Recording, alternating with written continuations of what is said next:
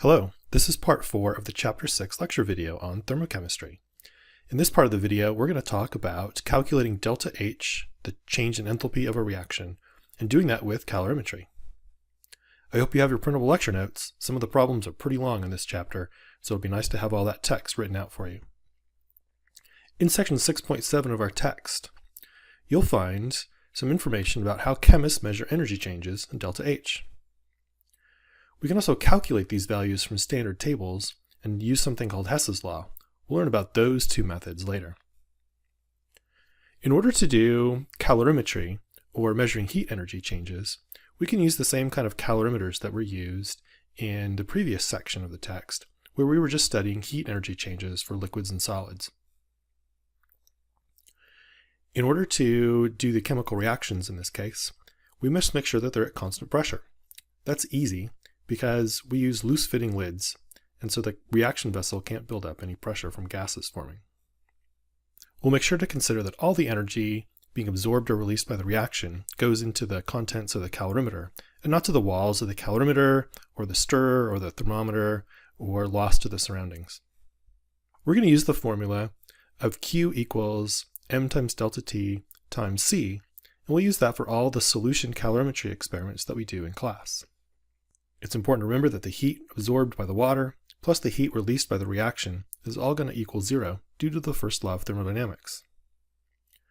What this also means is that the heat released or absorbed for the water will be equal to the negative value of the heat absorbed or released by the chemical reaction.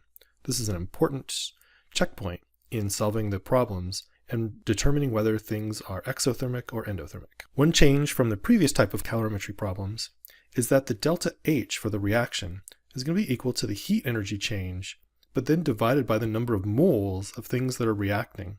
And that's how we'll calculate delta H for the reactions. Here's the first sample problem. In this particular problem, some calcium metal is being combined with water in a calorimeter, making calcium hydroxide and hydrogen gas.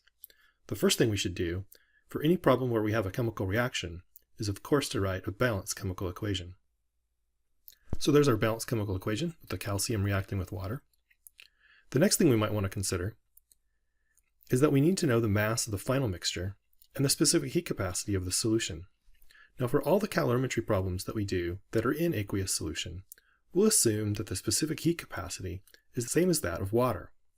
We know that the solution is almost all water, 100 milliliters or 100 grams, and only 1 gram is calcium. And so 1% of the mixture is something else other than water. The 99% we can safely assume is going to have the same heat capacity as that of the liquid water. The other thing we'll need to know is the total mass of what's changing temperature. That's the 101 grams.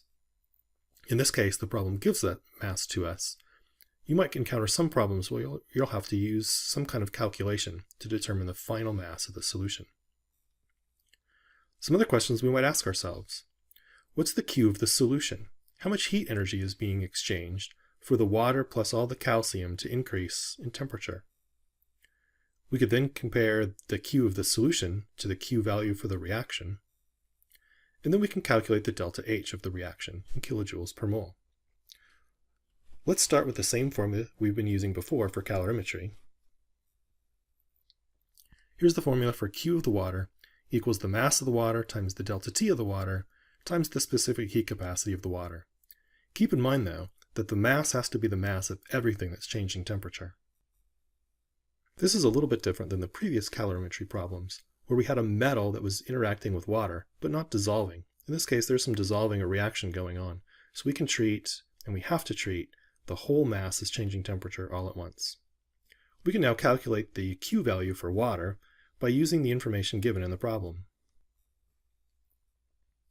So we can see that by using the mass of the entire contents of the calorimeter, the delta T, which is positive because T final is larger than T initial, and by using the specific heat capacity of the water, we can calculate that 10,280 joules must be absorbed by the water.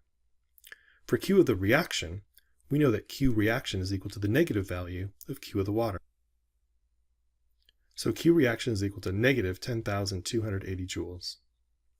The next step we'll have to do, before we do the delta H equals Q per mole, is figure out how many moles of substance is reacting. In this particular case, there's lots of water and 1 gram of calcium. We can safely assume that the calcium is the limiting reactant. You should always check though, in case you're not sure. So just using the molar mass of calcium, the number of moles of calcium can be calculated based on the 1 gram. The last calculation now is to finally calculate the delta H, where delta H is going to be equal to the Q value for the reaction divided by the number of moles, which will be equal to the negative 10,280 joules divided by 0.02495 moles. And that will be equal to 412,000 joules, or 412 kilojoules. We have to make sure we carry the negative sign through. So it would be negative 412,000 joules, or negative 412 kilojoules. Does this make sense? Well, we know that the temperature of the reaction increased, so the reaction ought to have a negative delta H, meaning that it's exothermic. Here's another sample problem. In this case, NaOH is being reacted with H2SO4. We know the initial temperature and the final temperature. We know the final mass of the solution, and of course we'll assume the specific heat capacity is the same as that of water. What's the first thing we should do? Maybe write a balanced chemical equation. After writing the chemical equation, we should calculate the Q value for the water, and then the Q value for the reaction, using the same equations we used last time.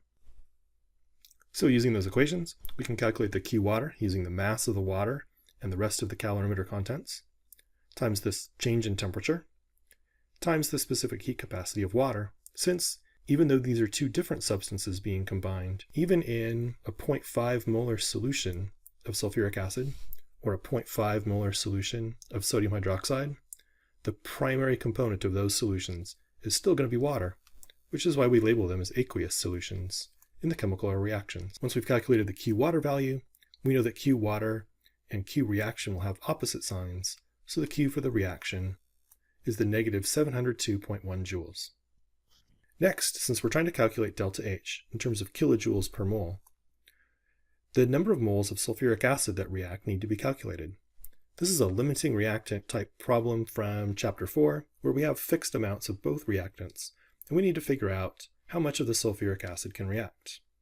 Starting from the volume and concentration of the sodium hydroxide, we can calculate products from there, and we'll do the same thing for the sulfuric acid. So doing the limiting reactant type calculation from volume and concentration using the mole-to-mole ratio from the chemical equation, it's possible to determine that the maximum amount of sodium sulfate that can be produced or sulfuric acid that can react is the 0.0125 moles from the sodium hydroxide. The NaOH would be the limiting reactant in that case. So to calculate delta H, which is the Q value of the reaction per mole of what's reacting, that will equal the negative 702.1 joules divided by the number of moles, 0.0125 of sulfuric acid. And then we can convert that to kilojoules, where there are 1,000 joules in every 1 kilojoule. This works out to be negative 56.2 kilojoules for every 1 mole of sulfuric acid. Again, we can check to see if this makes sense. This has a negative delta H, so it's exothermic. And so the temperature would be expected to go up, and indeed the temperature does go up in this particular reaction, confirming that it should have a negative delta H. There's one last sample problem here. I'd like you to try this sample problem after pausing the video, and once you restart the video, you'll be able to see the solution. So go ahead and pause. Okay, here's the full solution worked out. Again, we're using the mass of the entire contents of the calorimeter, the specific heat capacity of the water, the delta T, Tf minus Ti, to calculate Q of the water and everything else in the calorimeter. There are two different reactants. There's magnesium and HCl. So checking to see how many moles of H2 are formed, it's possible for us to determine the limiting reactant, which in this case is magnesium. Once we knew Q of water, we could then calculate Q reaction, just as this negative value, and then dividing the delta H, or the Q of the reaction, by the number of moles of magnesium, converting to joules, gives the answer in kilojoules per mole of magnesium. One last thing about calorimetry. This is called a bomb calorimeter. A bomb calorimeter is constant volume. Well, it's all contained. For this thing to change volume, it would have to get significantly deformed. The inside of the bomb calorimeter, where the sample goes, is another sealed container, and it has a source of oxygen and an ignition wire. And so one can burn a sample of material inside the combustion chamber.